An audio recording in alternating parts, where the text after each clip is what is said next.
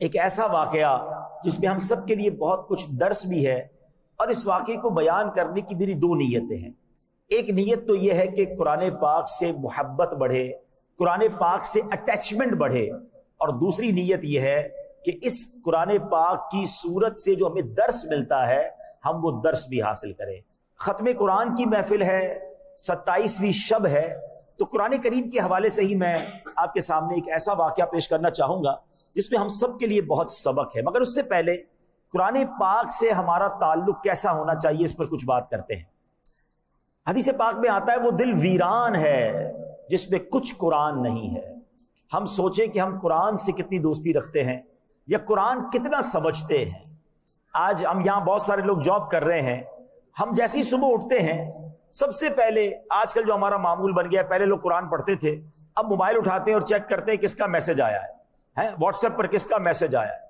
اہم میسج کو پہلے پڑھتے ہیں، اور اگر میسج مس نہ ہو جائے اس بات کا ہم خیال رکھتے ہیں۔ اب گورنر صاحب ہیں یا جو بھی بڑے لوگ ہیں، ہم بعض اوقات کیا کرتے ہیں کہ اپنے کسی امپلائی کو میسج کر دیتے ہیں کہ صبح اٹھ کے آپ نے یہ سارے کام کر لینے ہیں، اور ہم بے فکر ہو جاتے ہیں کہ صبح اٹھ کے اس نے یہ سارے کام کرنے کیونکہ اس کی ڈیوٹی میں شامل ہے۔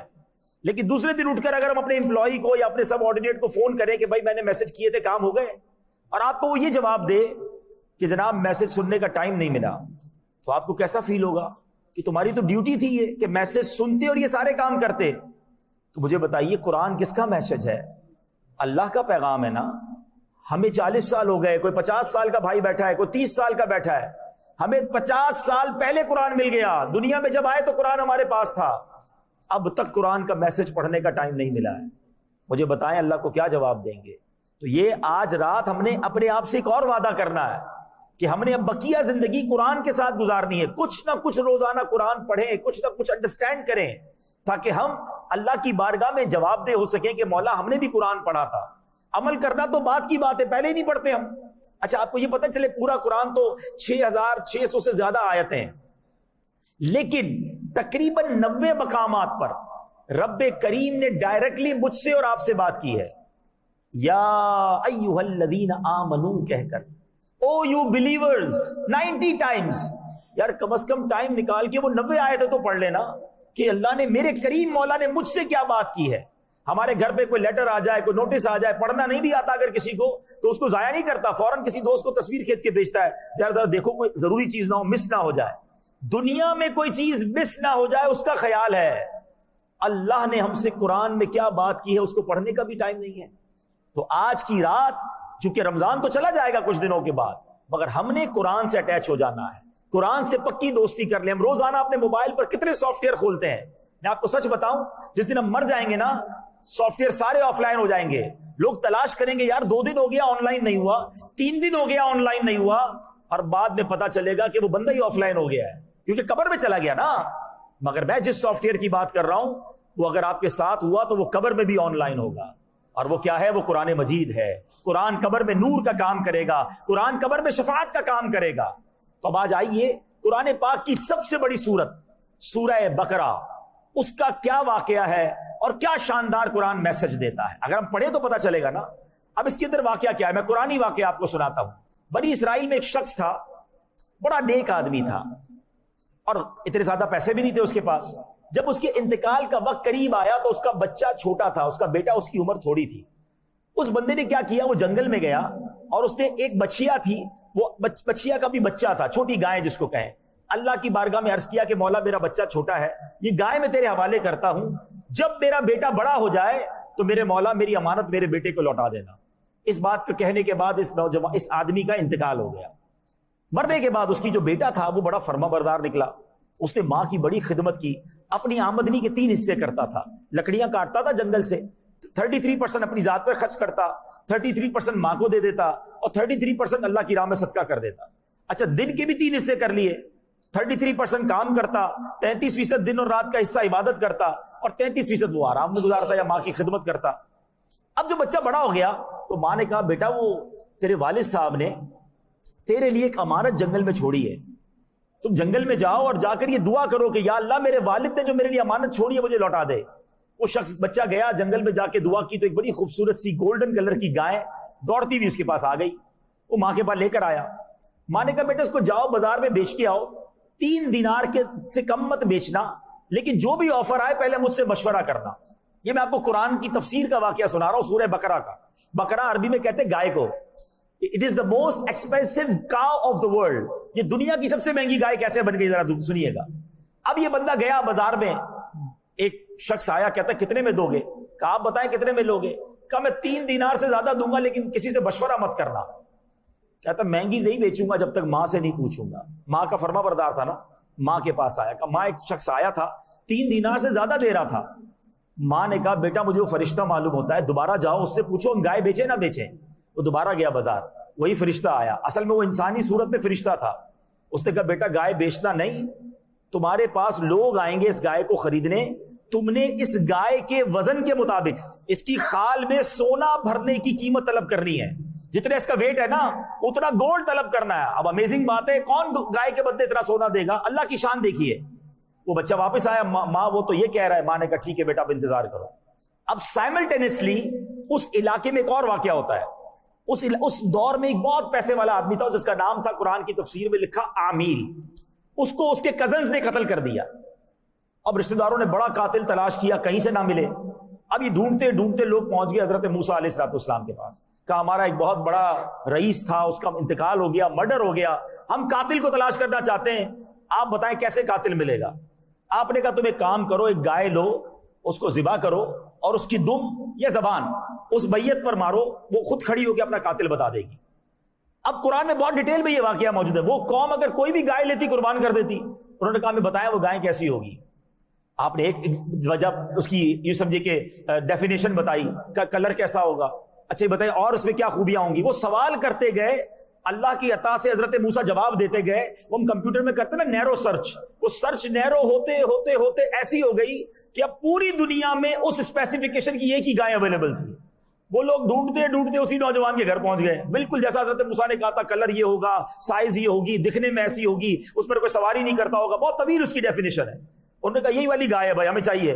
اب میں گائے تو جب دوں گا جب اتنا سونا دو گے۔ اور ان کو بہت ضرورت تھی اس گائے کی، انہوں نے اتنا گولڈ دیا اور وہ گائے خریدی، اس کو ذبح کیا اور اس کی زبان یا دم جب میت پر ماری تو میت کھڑی ہوئی۔ اس نے اپنے قاتلوں کا نام بتایا، قاتل گرفتار ہوئے اور کیس سالو ہو گیا۔ یہ ہے سورہ بقرہ کا واقعہ۔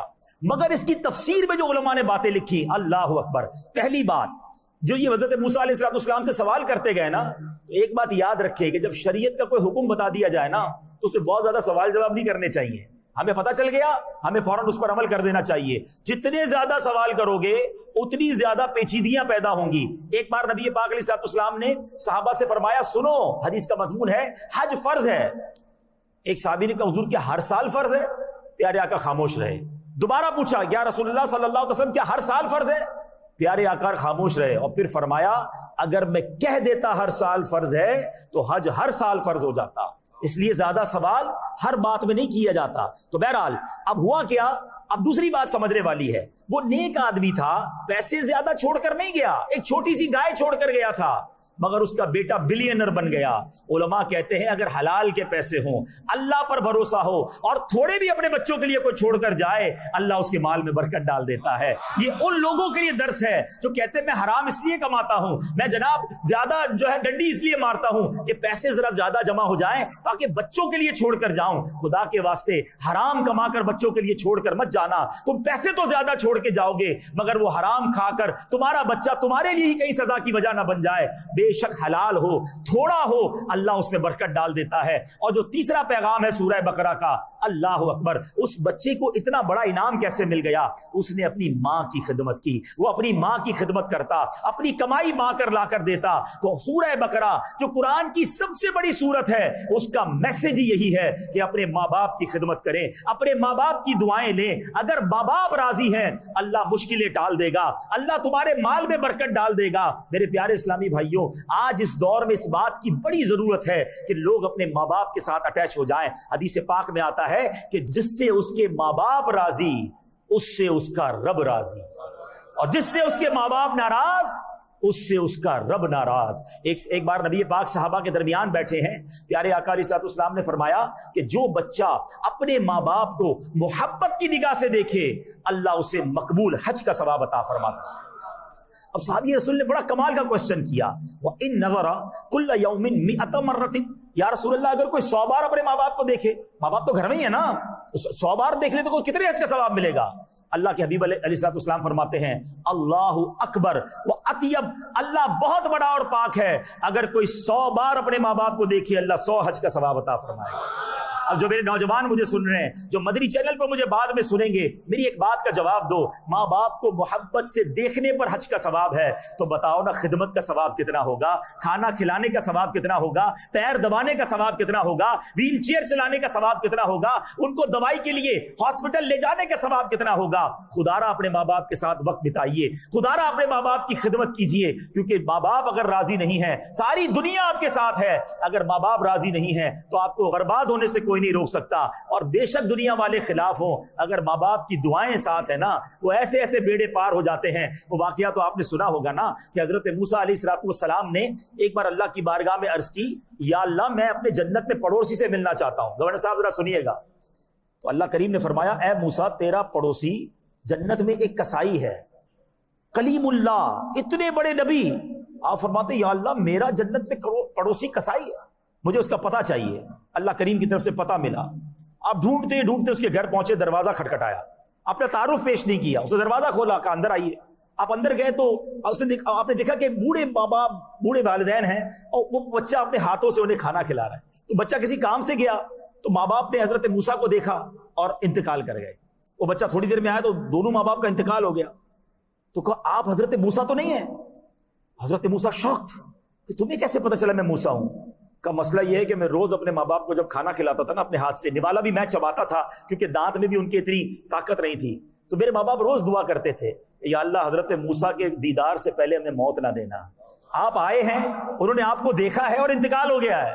حضرت موسیٰ نے کہا بیٹا اور بھی کوئی دعا دیتے تھے تیرے ماں باپ؟ کہا ایک اور بھی دعا میری ماں دیتی تھی، میری ماں یہ دعا دیتی تھی کہ یا اللہ میرے بیٹے کو جنت میں موسیٰ کا پڑوسی بنا دے۔ حضرت موسیٰ کہتے ہیں ماں اے میرے بیٹے تیری ماں کی دعا قبول ہو گئی ہے، تو ہی جنت میں میرا پڑوسی ہے۔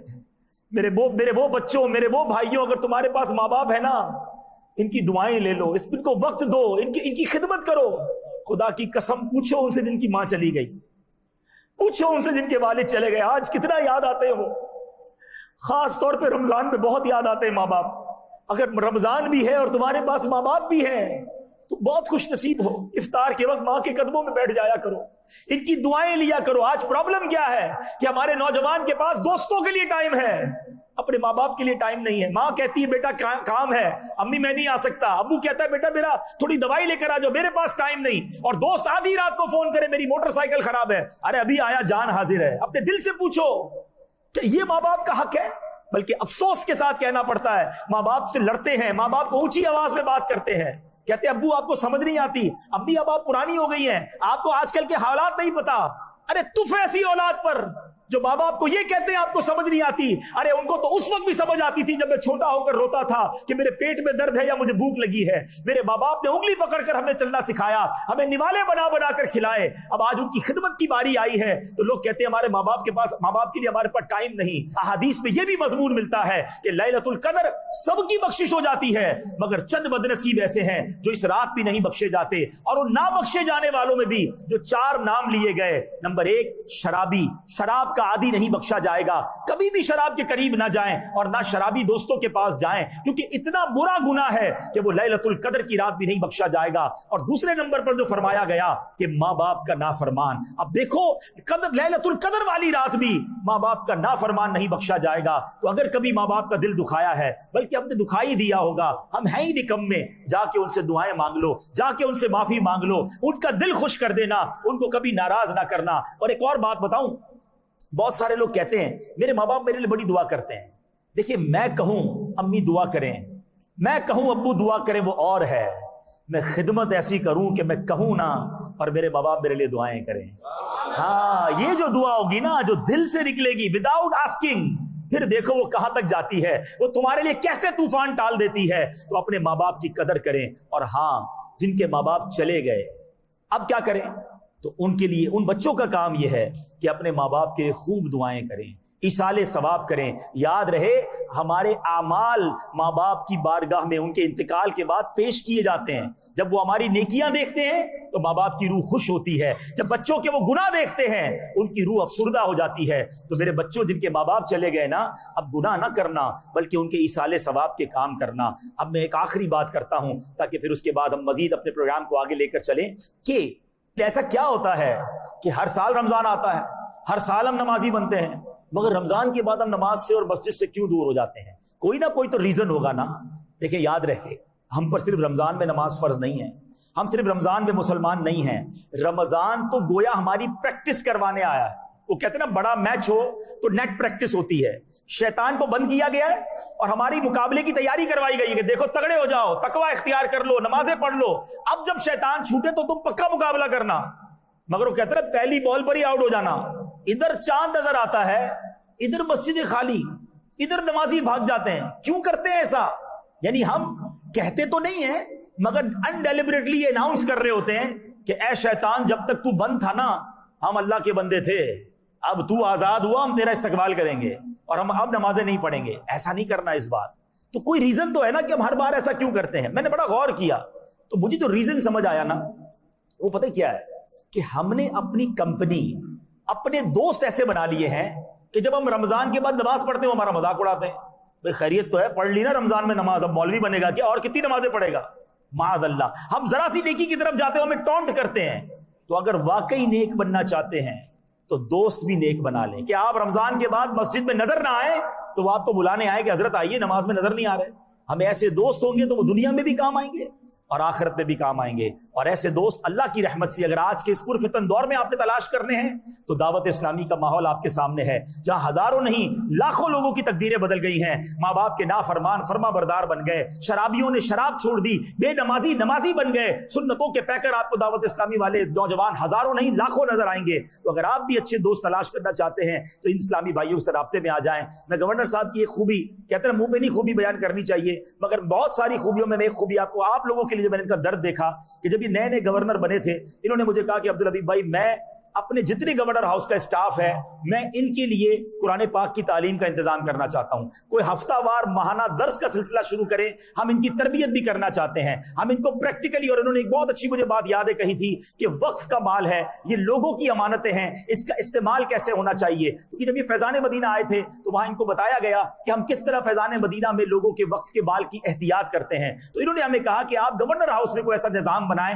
کہ ہم اپنے تمام اسٹاف کی اس حوالے سے تربیت کریں. اور میں دوبارہ عرض کرتا ہوں کہ دیکھیں یہ جتنا گورنر ہاؤس کی عمارت ہے نا ان کا مالک ہم میں سے کوئی بھی نہیں ہے. اس کی ایک ایک چیز کا مالک جو ہے وہ لوگوں کا پیسہ اور ہمارے عوام کا پیسہ ہے. تو کہیں ایسا نہ ہو کہ ہم اس کا غلط استعمال کریں اور اللہ کی بارگاہ میں ہم جواب دہ ہوں. جس چیز کا ہمیں حق حاصل ہے صرف وہی استعمال کریں. تو اللہ کرے کہ ہم اس بات کو سمجھنے میں کامیاب ہو جائیں. انشاءاللہ میں گورنر صاحب سے پھر وعدہ کرتا ہوں، تھوڑی ہماری بھی مجھے لگتا ہے سستی رہی ہے، کوارڈینیشن کا تھوڑا گیپ رہا. اب دوبارہ اس میں نیت کرتے ہیں کہ رمضان کے بعد کوئی ہر مہینے آپ، اگر میں پاکستان میں ہوا تو انشاءاللہ میں حاضر ہوں. آپ لوگ آئیں گے پھر بیان سننے کے لیے انشاءاللہ. یہ آپ کے لیے ہوگا، اگر ہوگا تو پھر آپ کے لیے ہوگا. ہم ہر مہینے کوئی نہ کوئی ایک ٹریننگ سیشن رکھیں گے. کبھی ہم نماز کا پریکٹیکل کریں گے، کبھی ہم اپنے مخارج ٹھیک کریں گے، کبھی حقوق العباد پر ہم بات کریں گے. اور آج میں نے قرآن کی ایک سورت کا واقعہ بیان کیا. یقین کریں اگر باری باری یہ سارے قرآنی واقعات ہم سن لیں اور اس کے میسج کو ایبزارب کر لیں تو پھر دیکھیں نور قرآن سے ہمارا سینہ کیسا منور ہو جائے گا. اللہ کریم ہم سب کو آج کی رات کی برکتیں عطا فرمائے، ہم سب کے گناہوں کو معاف فرمائے. ایک بہت پیاری دعا بی بی عائشہ صدیقہ رضی اللہ تعالی عنہا نے نبی پاک سے عرض کی، حضور اگر میں لیلۃ القدر کو پالوں تو میں کیا دعا کروں؟ کیا پیاری دعا نبی پاک نے تعلیم کی، آپ کو یاد بھی ہوگی، مل کر پڑھتے ہیں. اللہم انک عفو تحب العفو فاعف عنی، اللہم انک عفو تحب العفو فاعف عنی، اللہم انک عفو تحب العفو فاعف عنی. اچھا عربی دعا جب بھی پڑھے نا اس کا معنی یاد رکھیں. معنی کیا ہے، میننگز کیا ہے؟ اللہم انک عفو، اللہ تو معاف کرنے والا ہے، تحب العفو معافی کو پسند کرتا ہے، فاعف عنی مجھے بھی معاف کر دے. کتنی پیاری دعا ہے. یہ آج رات آپ نے بہت بار پڑھنی ہے. لیکن اس میں ایک نکتہ ہے، میری تمنا یہ ہے کہ اللہ مجھے معاف کر دے. ایسا ہی ہے نا، میرے صغیرہ گناہ بھی معاف کر دے اور میرے کبیرہ گناہ بھی معاف. سب کے دل میں یہی تمنا ہے نا. ہے آپ نے معاف کر دیا سب کو؟ دل سے پوچھیں، میں کسی کو معاف نہیں کروں، یا اللہ تو مجھے معاف کر دے، میں تو بدلہ لوں گا. ہم نے تو بہت ساروں کے لیے پلان بنا کے رکھا ہوا ہے, مجھے موقع ملے میں تو اس کو نیچا دکھاؤں گا, میں تو اس کو چھوڑوں گا نہیں, بس چانس نہیں مل رہا ہے, بس چانس مل جائے پھر بتاؤں گا میں کون ہوں. یعنی لوگوں کے لیے دل میں ریونج, اور اللہ سے تمنا کیا ہے, اے اللہ مجھے معاف کر دے. خود سوچے یہ کیسی تمنا ہے. مزہ پتہ ہے کیا ہے, آج کی رات بڑا دل کر لو, جس نے بھی ستایا نا آپ کو, جس نے بھی تکلیف پہنچائی ہے, آپ آج دل بڑا کر کے اللہ کی بارگاہ میں یہ عرض کرو, اے اللہ میں بندہ ہوں, میں نے تیرے سارے بندوں کو معاف کر دیا, اے اللہ تو مجھے بھی معاف کر دے. جب آپ اس نیت سے معافی مانگو گے نا, اور اگر واقعی آپ کو یاد آ رہا ہے کہ آپ نے کسی کا دل دکھایا ہے, آپ سے کسی کا حق تلف ہو گیا ہے, اس سے بھی معافی مانگ لو. ہاں, معافی مانگنے سے کوئی چھوٹا نہیں ہوتا ہے. معافی مانگو گے, اللہ دیکھ رہا ہے, وہ تم پر خاص رحمت کی نظر فرما دے گا. 1 منٹ اور لے لیتا ہوں آپ کا, تاکہ معافی والی بات اور سمجھ آ جائے. کہ ایک بار ایک بڑا گناہگار شخص تھا, اس کا انتقال ہو گیا. مرنے کے بعد اس کے کسی دوست نے خواب میں دیکھا کہ تمہارے ساتھ کیا معاملہ ہوا. وہ کہتا ہے اللہ پاک نے میری مغفرت کر دی. دوست نے کہا تو بڑا گناہگار تھا, تیری مغفرت کیسے ہو گئی؟ کہتا ہے بات یہ, ایک بار میری بیوی نے کھانا بنایا, اس میں نمک بہت زیادہ تھا. مجھے بڑا غصہ آیا کہ میں بیوی کو اٹھ کے چانٹا ماروں, یہ کیا کیا تو نے کھانے میں. اچھا, ہو سکتا ہے یہاں بھی کچھ شیر ببر ایسے بیٹھے ہوں گے جو یہ افطاری سحری میں کہانیاں کر رہے ہوں گے, آج نمک زیادہ ہے تو پکوڑے ٹھنڈے کیوں ہو گئے, تو شربت ٹھنڈا کیوں نہیں ہے. ارے اللہ کے بندو, ہم نے کمپیوٹر سے شادی نہیں کی, بیوی سے شادی کی ہے. کبھی خود افطار میں اثر سے پہلے اثر کے بعد کچن میں جا کر دیکھیں اس بیچاری کا کیا حال ہوتا ہے.